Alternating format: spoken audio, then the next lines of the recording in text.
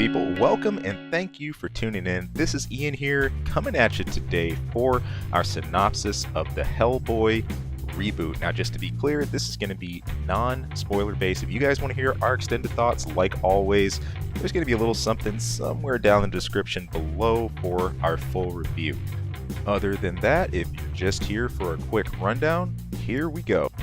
Our story follows Hellboy in an apocalyptic race against time to stop Nimue, aka the Lady of the Lake. Anybody familiar with the Excalibur stories, Arthurian legend, all that good stuff.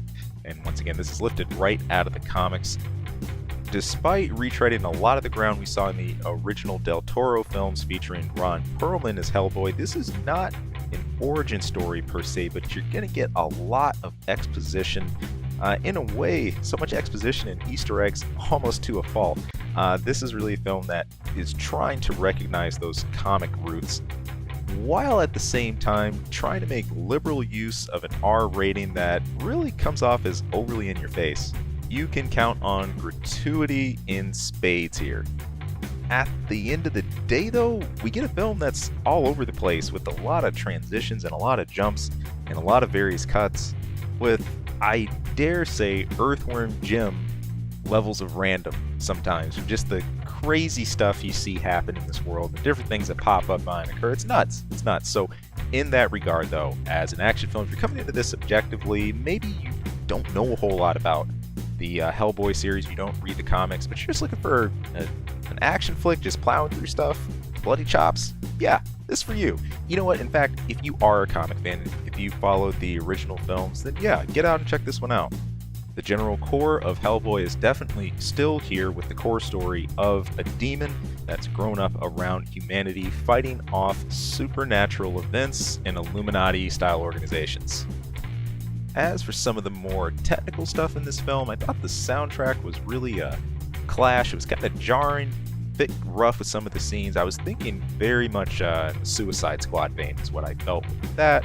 Cannot say the soundtrack did anything special for me. I think the smaller budget really affected this one. The closest figures that I could find on estimates were about $50 million on this one. That's kind of funny if you look at the budgets from the original Hellboy movies back in the 2000s. There's places where it shows with some of the CG combat and things like that, but for the most part, as far as the set design, a lot of the prop design, and let's face it, what's important, Hellboy himself, I thought he looked really, really solid. I think that's well done, it's well executed, and remains super consistent with the world we're given here.